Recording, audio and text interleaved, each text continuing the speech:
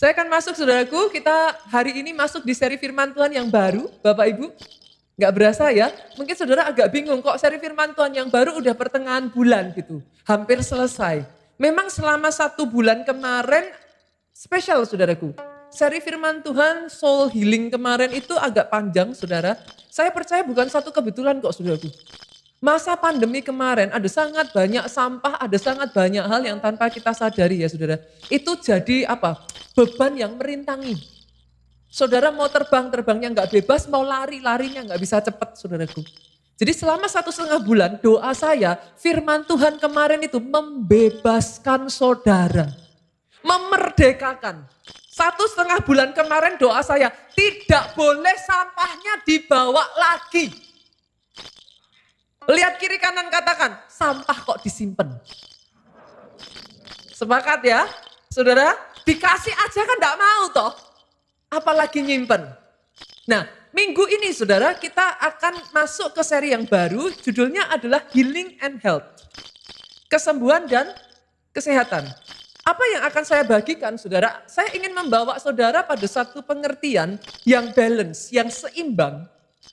Tentang seperti apa sih pandangan firman itu tentang kesembuhan dan kesehatan. Seimbang ya, saya katakan ya Bapak Ibu ya. Nanti kita juga akan belajar beberapa waktu yang lalu covenant ya saudaraku. Seperti apa perjanjian tentang kesehatan dan kesembuhan ini. Kita akan belajar itu. Oke? Tapi sebelum saya masuk ke sana saudaraku, pahami satu hal ini dulu. Kesembuhan dan kesehatan itu punya 2 dimensi. Dua-duanya kalau saudara mau mendapatkan kesembuhan dan kesehatan optimal, dua-duanya harus dilakukan. Dimensi yang pertama adalah dimensi natural, Bu. Lalu ada dimensi yang kedua yang saya sebut sebagai dimensi supernatural. Saya ajak saudara lihat terlebih dulu dimensi yang pertama, dimensi natural. Saya definisikan dimensi natural, kesembuhan dan kesehatan sebagai ini saudaraku. Kesembuhan dan kesehatan sesuai dengan hukum-hukum alami yang Tuhan tetapkan ketika menciptakan dunia ini. Coba ya saudara perhatikan ya. Artinya bahkan kesehatan dan kesembuhan alami itu ditetapkan oleh Tuhan. Poinnya di mana Pastor? Kita sebagai orang Kristen tidak boleh ignorant dan mengabaikan kesehatan dan kesembuhan alami. Pastor, memangnya di dalam Alkitab apa ada mengenai hal ini? Oh yes. Saya bawa dari perjanjian lama dulu ya saudaraku ya. Kesembuhan sama kesehatan secara alami ini. Bukan supernatural ya saudaraku, natural. Zaman pemerintahan Musa saudaraku, Musa memimpin ya bukan pemerintahan ya. Zaman Musa memimpin bangsa Israel, kalau saudara masih ingat nanti saudara baca, kalau ada orang Israel yang sakit kusta, itu tertulis saudaraku. Mereka harus 7 hari di karantina, dipisahkan. Selama masa 7 hari ini mereka dapat treatment secara natural. Mereka diobati. Mereka dirawat. Sampai 7 hari saudaraku, imam akan datang, diperiksa. Kalau sudah sembuh, dikembalikan ke masyarakat. Tapi kalau belum sembuh, harus dikarantina another 7 days. Saudara bisa nangkap yang saya maksudkan? Ini yang saya sebut sebagai kesembuhan kesehatan secara natural. Perjanjian lama lagi ya Bapak Ibu ya. Zamannya Yosua. Masih ingat gak sebelum Yosua membawa bangsa Israel perang melawan Yeriko? Tuhan suruh Yosua melakukan sesuatu yang sangat aneh. Seluruh bangsa Israel yang berperang pada saat itu saudaraku, Tuhan suruh Yosua menyunat bangsa Israel. Ada di sini yang sebelum perang disuruh sunat saudaraku. Disunat loh. Nah, pertanyaan saya, poin saya di sini. Ada enggak penyertaan Tuhan atas bangsa Israel? Ada dong, no doubt. Kita enggak ragu akan hal itu. Cuman pertanyaan saya sederhana, kalau Kalau Tuhan menyertai bangsa Israel, kenapa nggak disembuhkan dari sunat langsung besoknya perang? Enggak loh saudaraku. Baca ayatnya. The fact is, bahkan saudaraku, Tuhan menunggu bangsa Israel sembuh dulu. Ini Tuhan loh saudara. Tuhan menunggu bangsa Israel sembuh dulu. Baru Yosua memanggil mereka berperang. Kemenangan terjadi, Yeriko diruntuhkan. Apakah itu berarti tidak ada penyertaan Tuhan? Come on. Sekarang saya pindah ke perjanjian baru dong. Oke ya, saya pindah ke perjanjian baru. Bunita, di perjanjian baru mana ayatnya? Ada. Masih ingat Timotius saudara? Masih ingat ya? Timotius ini punya guru namanya Paulus. Seberapa banyak dari saudara yang setuju dengan saya, Paulus ini salah satu rasul paling berpengaruh? Boleh lambaikan tangan saudara. Sepakat dong, kita semua orang Kristen tahu. Satu waktu, Rasul Paulus itu menulis kepada Timotius seperti ini, saudaraku. Timotius anakku, karena Rasul Paulus tahu, Timotius itu sering bermasalah dengan pencernaannya. Badannya tuh sering lemah. Rasul Paulus ngomong, banyaklah minum air. Ditambah dengan sedikit anggur. Garis bawahi kata sedikit, saudaraku. Jangan ayat ini nanti saudara pakai. Karena kata sedikit anggur di sini ini berbicaranya justru untuk pengobatan saudara. Artinya pada saat itu Timotius itu disuruh sama Rasul Paulus. Kamu harus ngerawat perutmu. Diobatin. Itu semacam kayak rempah-rempah apa segala macam saudaraku. Dipakai untuk merawat Timotius. Pastor, apa poinnya pastor? Kenapa saya mengatakan ini saudaraku? Ada banyak orang Kristen menganggap perawatan natural seperti ini tidak rohani. Pergi ke dokter, minum obat, rohana. Loh, satu lagi ya, perjanjian baru ya, saya ambil lagi ya, saudaraku, saya ambil lagi. Saudara harus memahami, karena bahkan pada saat itu, Timotius ini ada di bawah pengawasan Rasul Paulus. Bisa enggak didoakan langsung sembuh? Bisa. Tapi faktanya sama Rasul Paulus disuruh minum air yang banyak. Disuruh ngobati saudaraku. Bahkan salah satu orang dekatnya Rasul Paulus yang kemana-mana Rasul Paulus pergi dia juga ikut. Penulis salah satu kitab Injil. Siapa namanya saudara? Ini cerdas cermat Alkitab ini saudara. Lukas. Lukas itu siapa saudara? Dia seorang dokter. Zaman dulu tabib saudara. Di saat yang bersamaan Rasul Paulus melayani, Lukas melayani, dia tumpang tangan atas orang sakit sembuh. Di saat yang sama saudara, dia panggil orang-orangnya diobatin. Yang mengerti katakan amin. Kenapa? Karena manusia ini terdiri dari dua dimensi, jasmani dan rohani, saudaraku.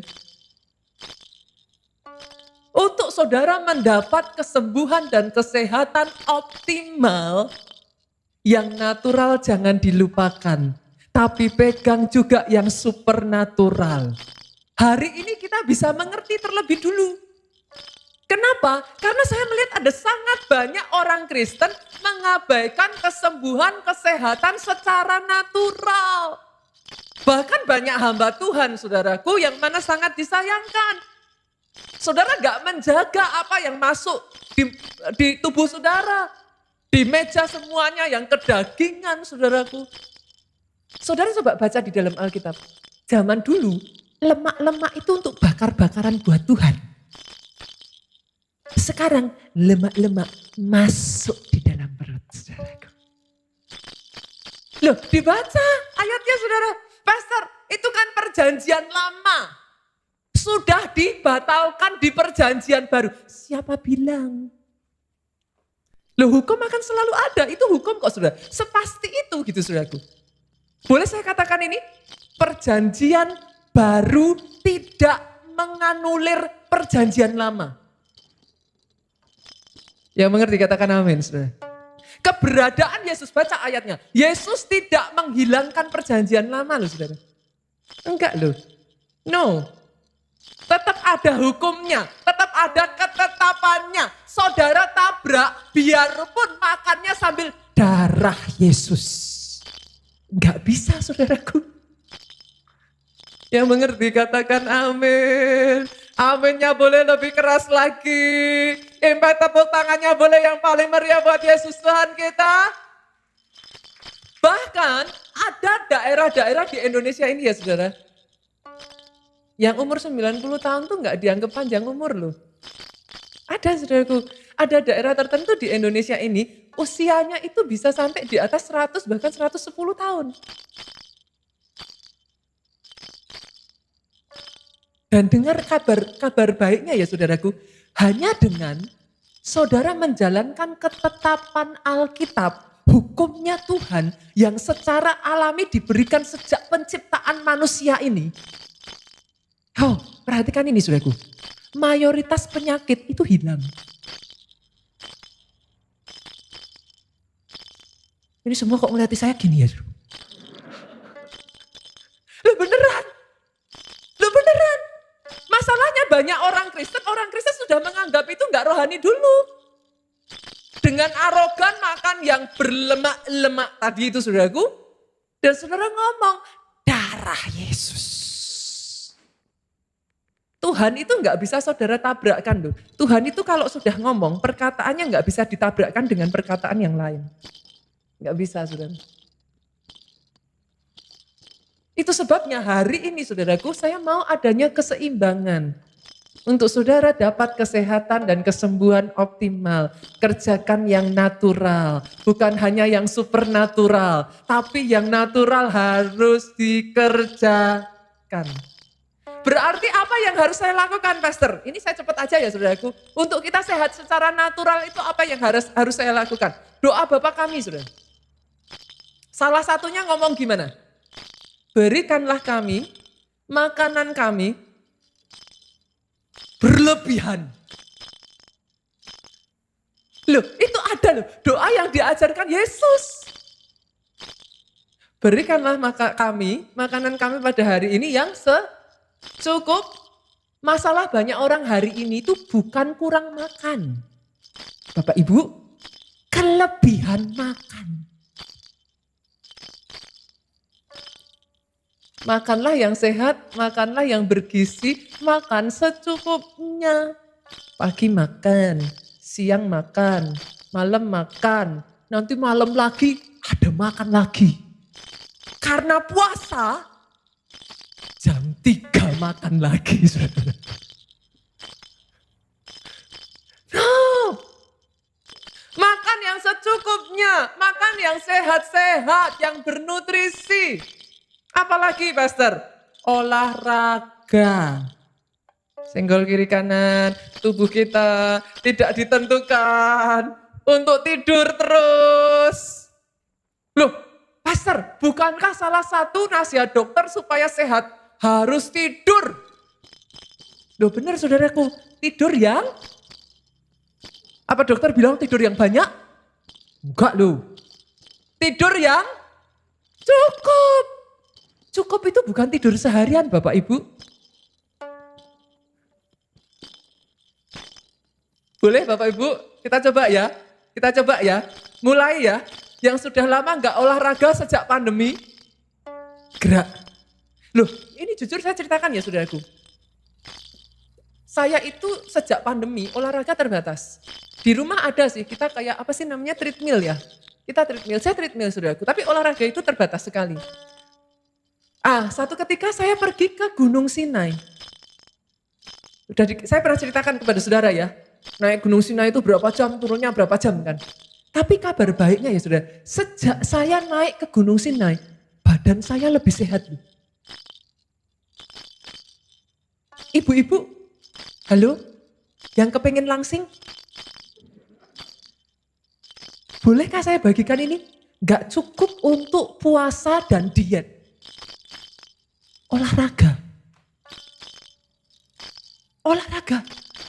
Sejak saya naik Gunung Sinai, saudaraku, saya kaget. Saya pergi ke Israel, itu cuman paling hanya hitungan berapa sih seminggu paling. Saya turun 2 kilo loh sudah. Saya ingat-ingat, dari mana ya? Kok bisa turun 2 kilo? Gunung Sinai. Artinya apa saudaraku? Ternyata tubuh kita ini diciptakan Tuhan untuk bergerak. Halo? Bukan diciptakan untuk tiduran. Lah, sejak pandemi banyak tercipta manusia rebahan. Nah, banyak yang mager, apa-apa from home, apa-apa from home. Kan? Yang tadinya mau makan jalan kaki beli, sekarang Gojek. Yang tadinya belanja di pasar, sekarang sudah apa-apa diantar from home. Gerak saudaraku. Yang berikutnya lagi apa Bu Nita? Saudara, hati yang gembira adalah obat yang manjur. Kemarin saya bagikan resep ibu-ibu di sini, glowing alami, saudaraku. Loh, ini ya, simpel ya saudara. Untuk bayar mahal perawatan aja saudara berani bayar nggak? Berani loh, ibu-ibu di sini cantik-cantik. Dan saya nggak ngelarang itu, go ahead. Be beautiful, be you. Go ahead gitu. Nggak apa-apa, asal saudara punya berkat lebih, saudara mau perawatan wajah, saya dukung. Tapi yang saya heran, yang mahal aja berani bayar loh. Yang gratis kok enggak mau. Tuhan kasih resep gratis cuma disuruh apa toh? Banyak tertawa. Halo? Banyak tertawa. Boleh enggak sih sekarang kita jadikan gereja ini gereja yang jemaatnya banyak tersenyum.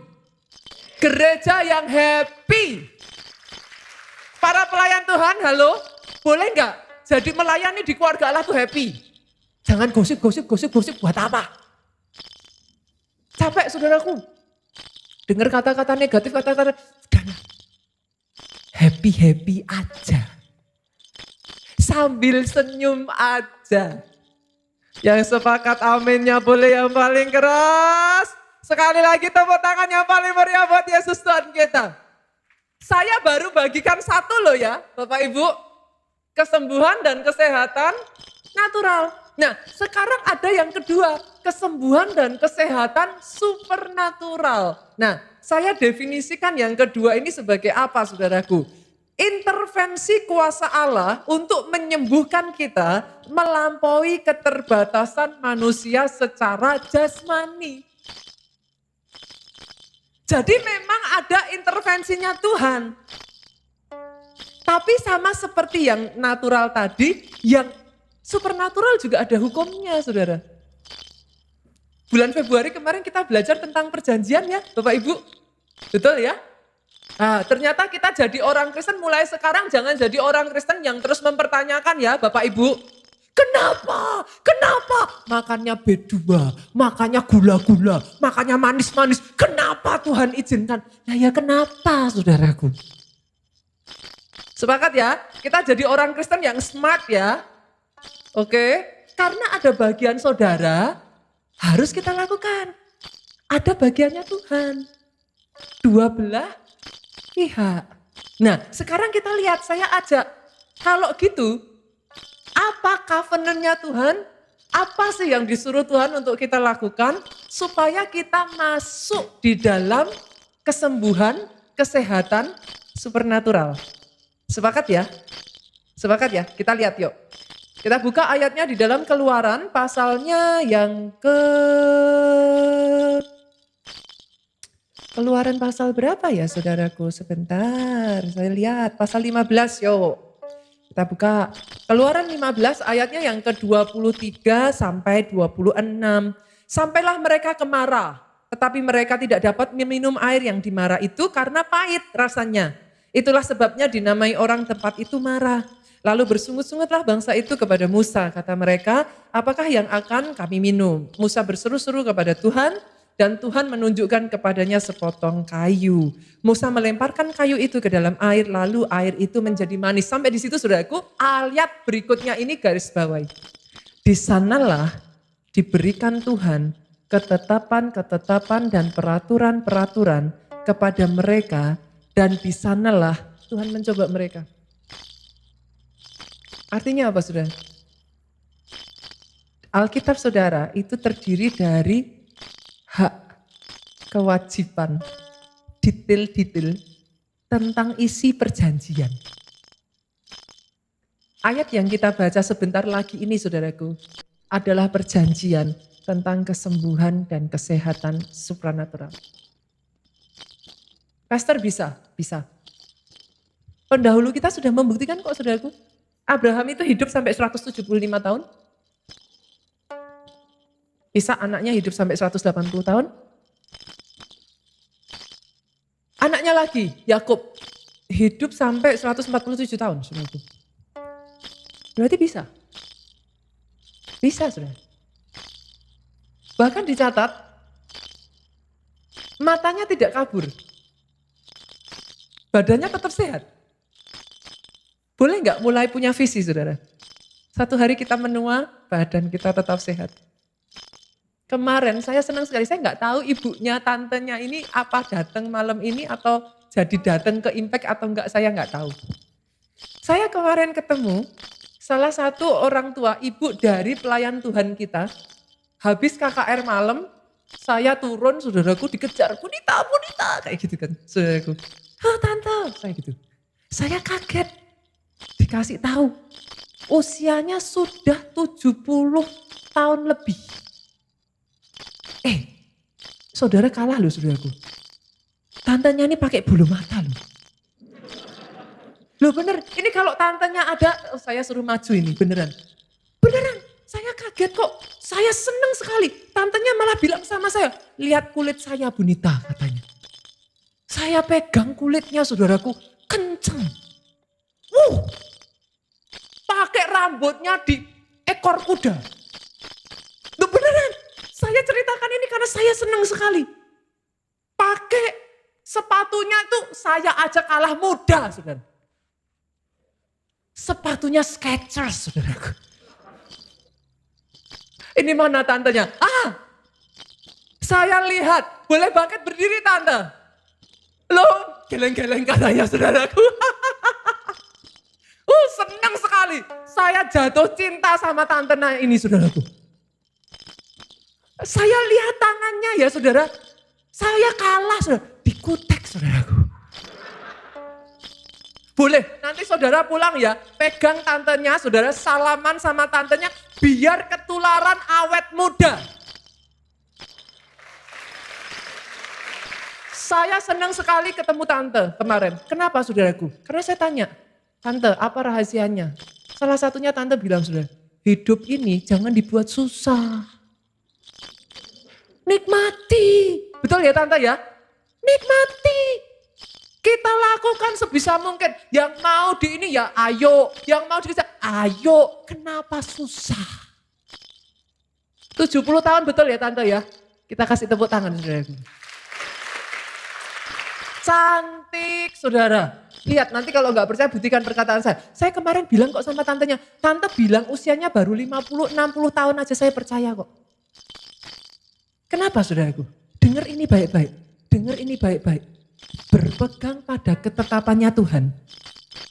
Kalau ketetapannya bilang, be happy, tertawa, hati yang gembira adalah obat.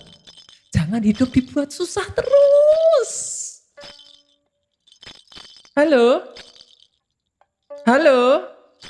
Amennya boleh lebih keras? Lah sudah dikasih tahu kok. Dalam dunia, kamu akan menderita. Trouble, suffering, tribulation, trouble itu masalah, suffering itu penderitaan, kesulitan, tribulation itu kesukaran besar. Udah dikasih tahu. Dalam dunia, ada di sini yang sudah tidak di dalam dunia? Lihat kiri kanan saudara, kakinya masih nampak tanah nggak saudara? Dalam dunia, kamu akan, loh ya sudah dikasih tahu.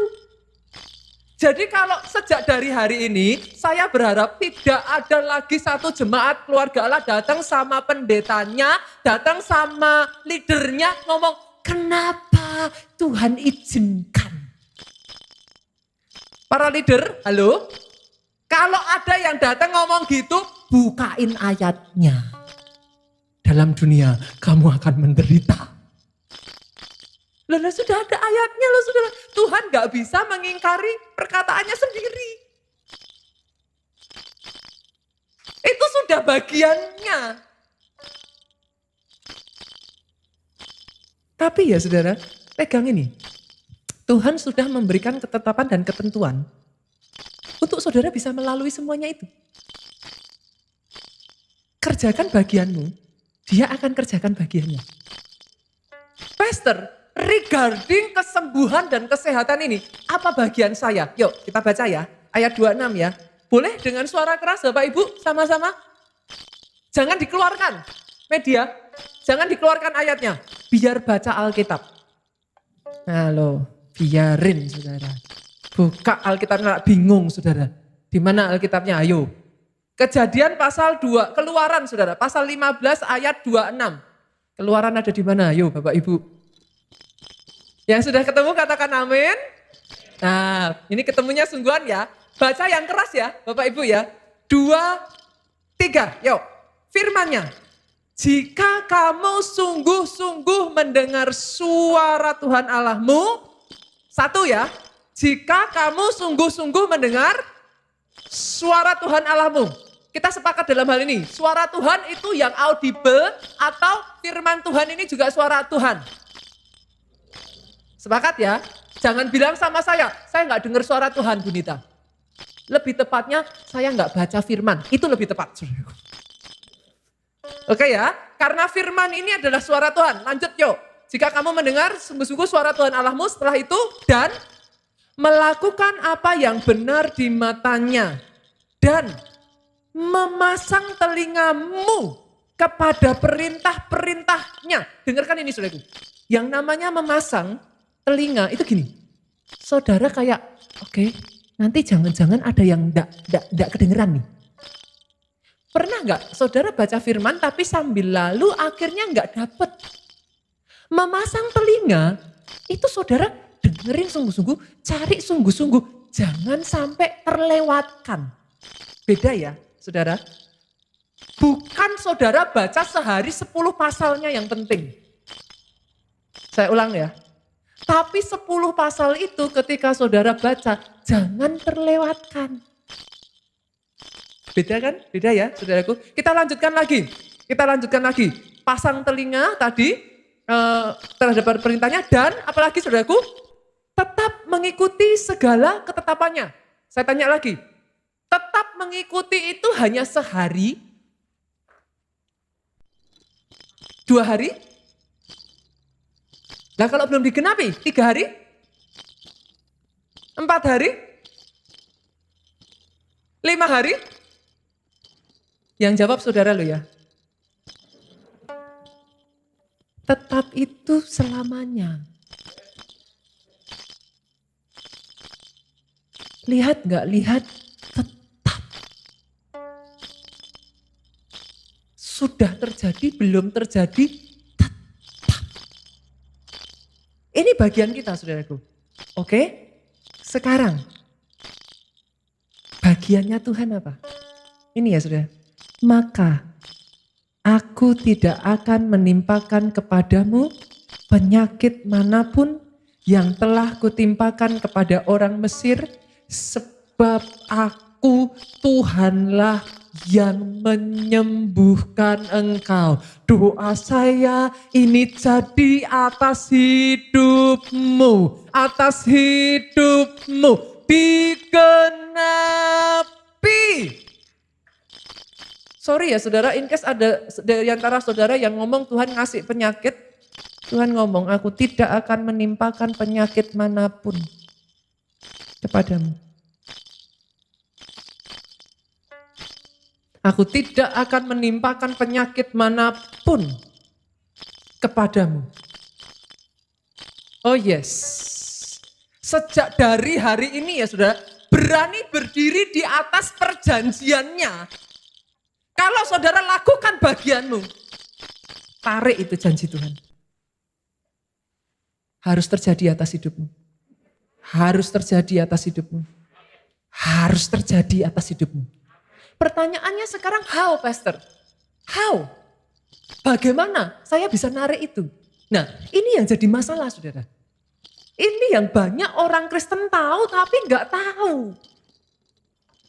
Segala sesuatu yang supernatural itu cuman punya satu kunci akses. Namanya iman.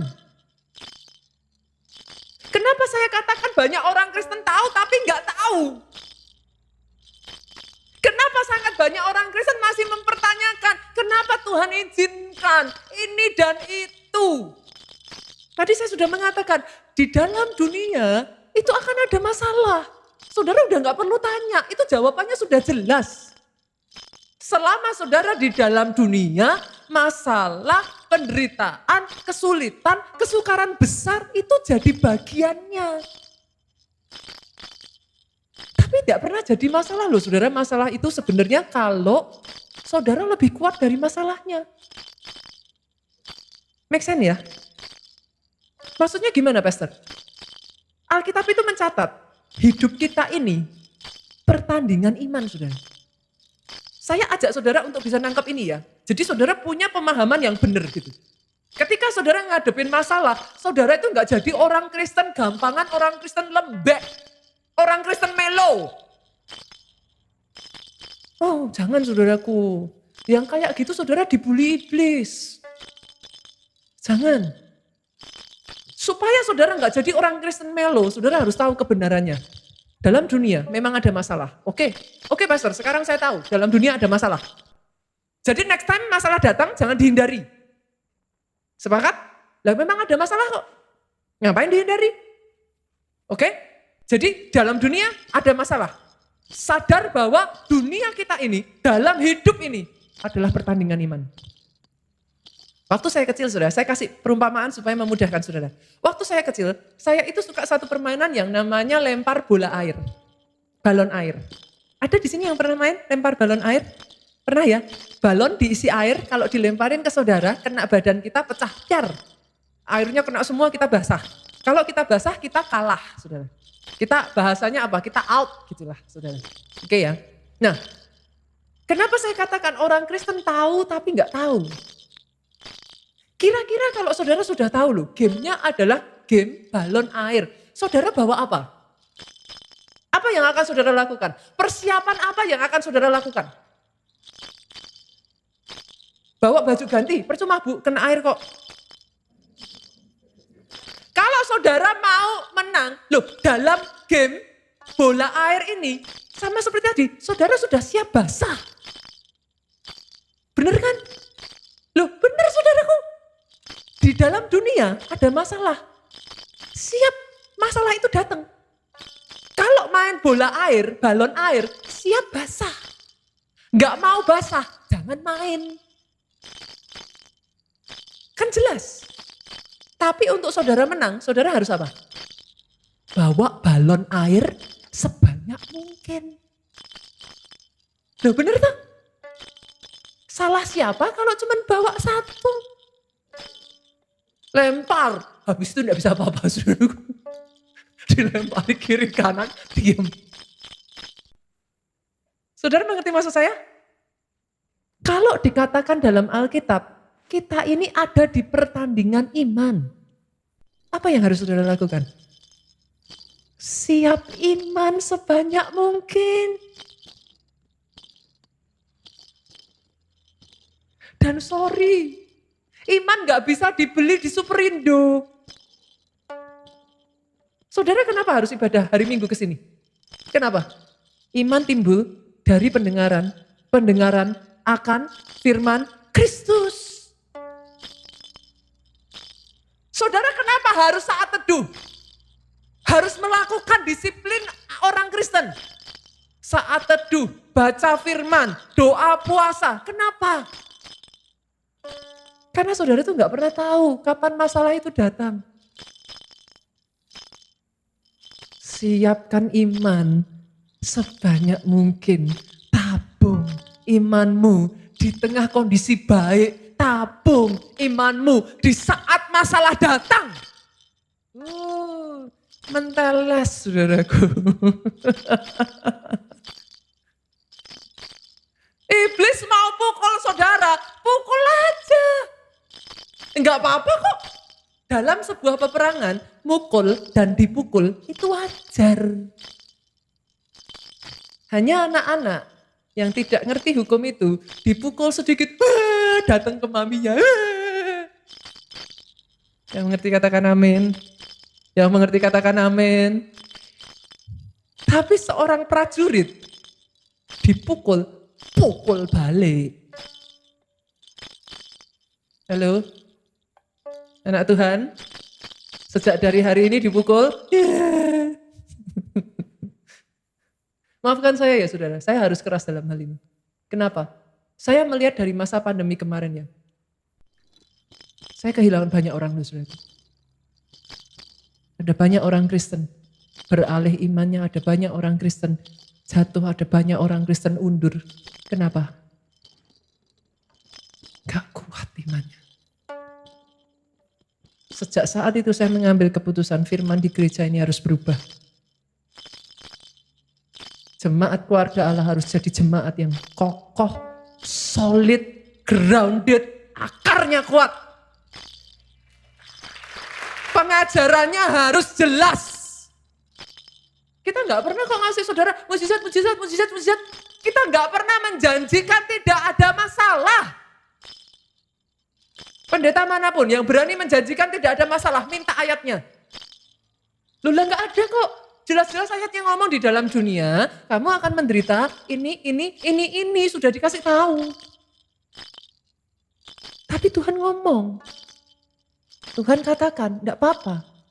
Saat kamu ngalami masalah, kencengin imannya. Kuatin. Nah, hari ini ya saudaraku, saya akan bagikan kepada saudara. Saya akan tunjukkan kepada saudara bagaimana cara kerjanya iman. Supaya jangan ada lagi di antara saudara yang punya pertanyaan yang salah sehingga saudara dapat jawaban salah. Nanti saya jelaskan kepada saudara apa yang dimaksud pertanyaan salah. Yuk kita buka. Kita belajar dari bapak orang beriman saudaraku, Abraham. Kita lihat Roma pasalnya yang keempat ayat 19 sampai 21. Yang sudah ketemu katakan amin. Multimedia gak usah dibukain. Saya jahat saudaraku. Biarin kok, biar dibuka. Jangan tersesat ke WhatsApp ya saudara. Cukup di Alkitab saja ya. Yuk kita baca ya. Ayat 19 yuk, 23.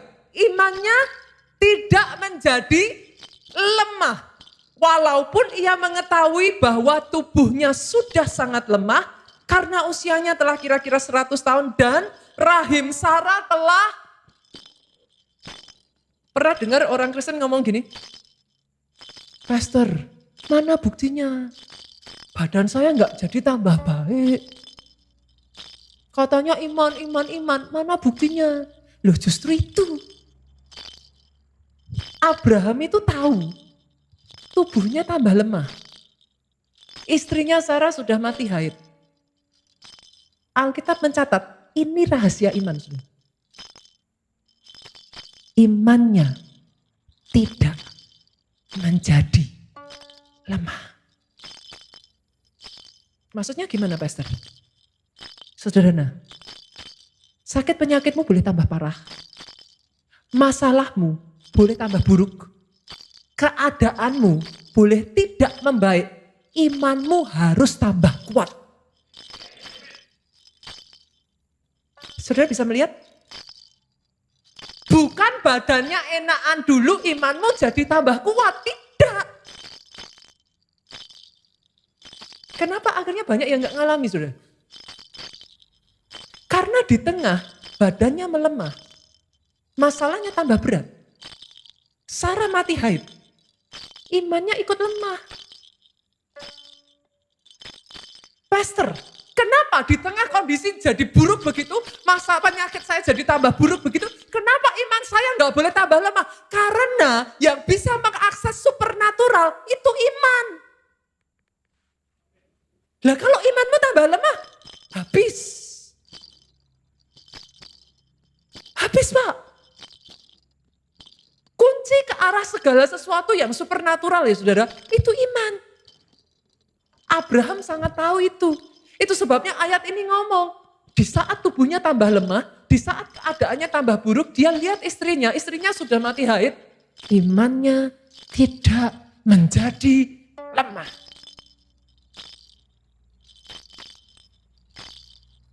Yang kedua saudaraku, ayat ini berlanjut ngomong gini. Jadi yang pertama ya saudara, di tengah keadaanmu tambah buruk, di tengah situasi tambah jelek, di tengah kesehatanmu justru menurun ya. Imanmu dulu, cek. Tidak boleh lemah. Tapi yang kedua, di sini ditulis gini saudara, ayat 20. Tetapi terhadap janji Allah, ia tidak bimbang karena ketidakpercayaan. Berapa kali anak Tuhan tanya gini, mana buktinya? Firmannya aja, ayatnya aja ngomongnya gini, mana? Nah itu saudaraku. Justru di tengah keadaan jadi lebih baik, lebih buruk saudara. Terhadap janji Allah, Abraham semakin kuat. Saudara bisa mengerti yang saya sampaikan ini? Saya berdoa loh saudaraku. Saat firman ini dibukakan, ada mata-mata rohani di tempat ini yang dibuka saudara. Pertanyaan itu salah. Kalau saudara bertanya mana janjinya itu salah saudara. Karena di tengah situasimu memburuk, engkau harus semakin menguatkan dirimu untuk percaya terhadap janji Allah dan tidak bimbang. Itu cara kerja iman. Kenapa Pastor? Iman tidak butuh bukti. Iman adalah bukti. Baca Ibrani 11 ayat 1. Bagaimana saudara bisa mengatakan kepada saya, mana buktinya Pastor? Iman adalah bukti.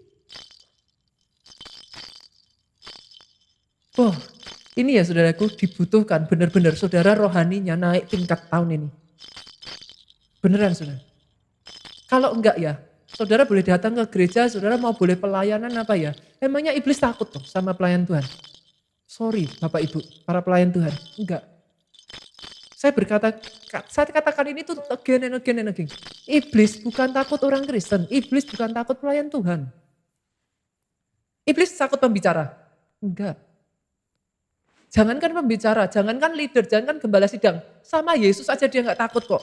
Yesus aja ditantang kok. Jatuhkan dirimu. Ayo, kalau engkau anak Allah, jatuhkan dirimu, ubah roti, batu ini jadi roti. Lah, Tuhan saudara aja ditantang kok. Iblis takutnya sama apa saudara? Dia meninggalkan Yesus karena apa? Karena apa Bapak Ibu? Iblis takut kebenaran. Iblis takut sama pelayan Tuhan yang tahu kebenaran. Iblis takut sama pembicara yang tahu kebenaran. Iblis takut sama jemaat yang tak tahu akan kebenaran. Jangan hanya amin Bapak Ibu, senggol kiri kanan, Alkitabnya dibaca. Saya berharap ya dengan saya terus mensoundingkan ini ya saudaraku. One way or another, saudara mulai membaca Alkitab saudara. Karena iblis gak takut. Dia takut kalau saudara tahu kebenaran, dia mundur. Dia gak bisa apa-apa. Karena dia terikat. Dia terikat pada kebenaran itu, saudara. Dia pun harus tunduk di bawah kebenaran itu. Buat saudara yang saat ini dalam keadaan putus asa ya, saudaraku. Saudara yang ada di dalam keadaan terjepit ya, perkuat imanmu. Kenapa di gereja kita ada KKR? Kenapa di gereja kita ada Pondok Daud? Nganggur apa gereja kita, saudara? Bikin Pondok Daud tuh gak gampang loh, saudara. Komitmennya jangka panjang loh. Repot loh. Butuh banyak perjuangan loh. Kenapa kita adakan? Supaya iman jemaat di tempat ini solid, kuat. Supaya di tengah momen-momen ya, saudara sudah tidak kuat ya. Saudara kan ke gereja kan paling seminggu sekali ibadah begini, saudara. Tapi kapanpun momennya, saudara nggak kuat, saudara merasa sudah benar-benar hancur ya. Saudara datang di tempat ini mau biar berapa gelintir orang ya. Saudara bisa nangis, berseru sama Tuhan dan dapat kekuatan iman lagi, dibangkitkan lagi. Saudara bisa bertahan, berjalan lagi bersama dengan Tuhan. Itu manfaatnya saudaraku. Itu sebabnya, yuk KKR 10 hari ini datang. Kemarin saya senang sekali, tantenya bilang, saya dari Wonosobo loh. Nggak kemana-mana, langsung saya datang ikut KKR. Kenapa saudaraku? Tahu kalau butuh. Butuhnya bukan saat ini, mungkin saat ini kondisimu baik saudara. Tapi kau nggak pernah tahu kapan masalah datang. Masalah datang nggak pernah permisi. Kalau sudah permisi, saudara kunci itu pintu, saudaraku. Tapi dia nggak pernah permisi. Itu sebabnya terhadap janji Allah. Tambah kuat, pegang kencang. Bukan hanya itu saja saudaraku. Dan lihat ini saudaraku, malah Abraham diperkuat dalam imannya.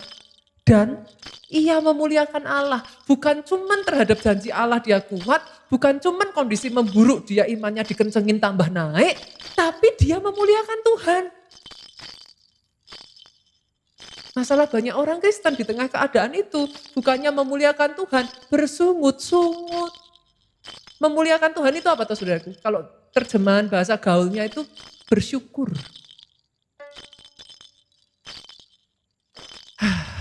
Saudara mau tahu the way of it? This is the way of it. Ini jalan iman. Jangan kira ya saudara dalam kehidupan saya sama Pak Jo itu nggak ngalami masalah. Banyak. Buat apa saya cerita? Bukan saya nggak mau cerita saudara. Buat saya masalah akan selalu ada kok. Diceritakan, enggak diceritakan dia ada kok. Ngapain diceritain? Buat aja dia krik-krik saudara. Jangan jadi orang Kristen baper. Buat aja masalah mau ada ya, monggo silahkan. Ada masalah, oke. Udah buat aja dia krik-krik. Tapi yang penting ya saudara, imanmu kencengi. Oh firmannya kencengi. Oh terus saudara, ucapan syukurnya malah ditambah banyak saudara. Masalah tambah genting, ucap syukurnya tambah banyak. Oh itu yang saya lakukan, honestly, that's what I do. Setiap masalah saya tambah genting ya saudara, lebih-lebih lagi saya ngomong, terhadap diri saya sendiri saya ngomong, Tuhan saya baik. Kapan Tuhanku enggak baik, Tuhanku selalu baik. Terima kasih Tuhan. Aku punya Tuhan yang dahsyat, aku punya Tuhan yang hebat, aku punya Tuhan yang tidak pernah meninggalkan aku. Oh itu saya katakan lebih kencang lagi saudara. Masalahnya banyak orang Kristen ketika ngadepin masalah, lebih kencang nyeritain masalah. Betul atau betul? Lebih banyak sungut-sungutnya. Akhirnya nyalain kanan, nyalain kiri. Tuhan yang di atas ikut disalahin. Kalau kanan kiri udah gak ketemu, mana lagi yang disalahin sudah? Ya yang di atas. It doesn't do anything to you. Kencengin pujian. Kencengin ucapan syukur. Dan lihat ini sudah. Dengan penuh keyakinan bahwa Allah berkuasa melaksanakan apa yang telah ia janjikan. Abraham itu kenal siapa Allahnya. Yang satu ini ya saudara nggak bisa lakukan kalau saudara nggak kenal Allah saudara. Saya kenal Allah saya. Allah saya sepanjang saya mengikut dia. Tidak punya reputasi ingkar janji. Sorry saudara. Terserah saudara mau katakan apapun yang terjadi dalam hidup saudara ya. Buat saya itu sudah mendarah daging. Kalau ada yang salah, saya yang salah. Bukan Tuhan saya. Itu yang diajarkan kepada saya saudara. Dan itu mendarah daging di dalam diri saya. Saya selalu katakan itu. Tuhanku tidak pernah salah. Tuhanku tidak pernah ingkar janji. Kalau it doesn't work yet, it's not his fault. Itu harus sampai mendarah daging saudara. Karena kalau ada celah sedikit saja ya saudara ragu ya. Iblis itu masuk langsung. Oh iblis itu pernah ngajar saudaraku. Bener, celah sedikit aja ya. Saudara mulai, yai,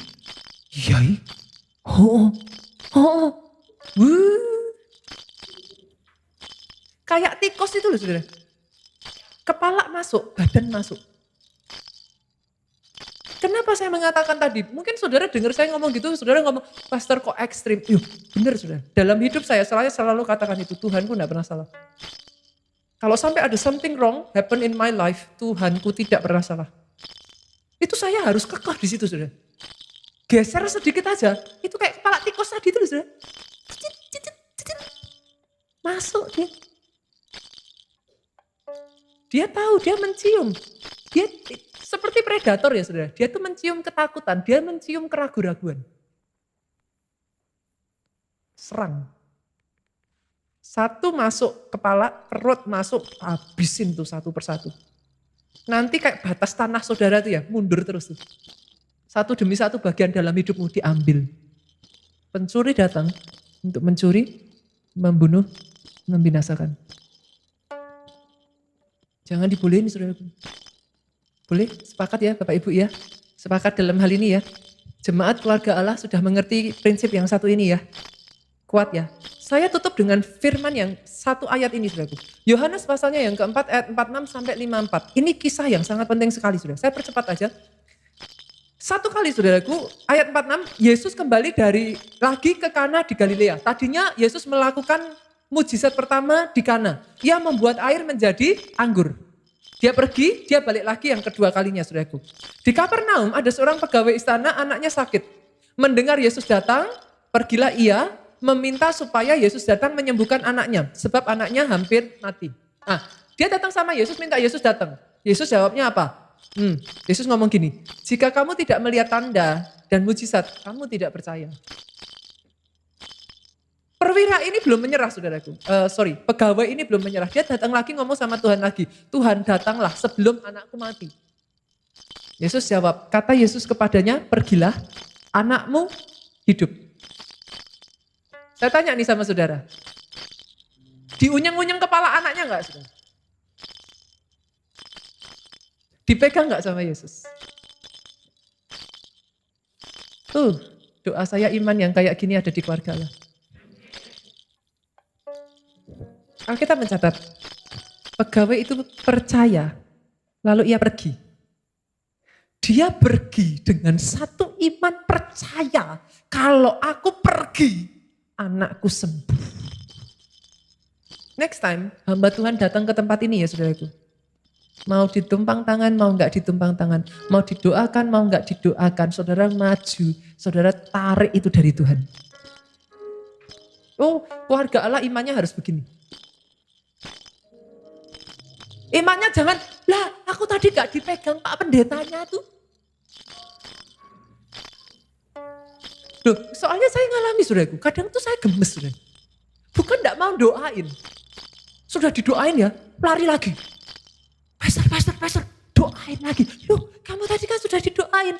Kepalanya, tangannya masih sakit. Tangannya belum. Ya udah, doain lagi. Pastor, lari lagi sudah ngejar saya lagi. Loh, tadi kan sudah didoain. Kakinya belum.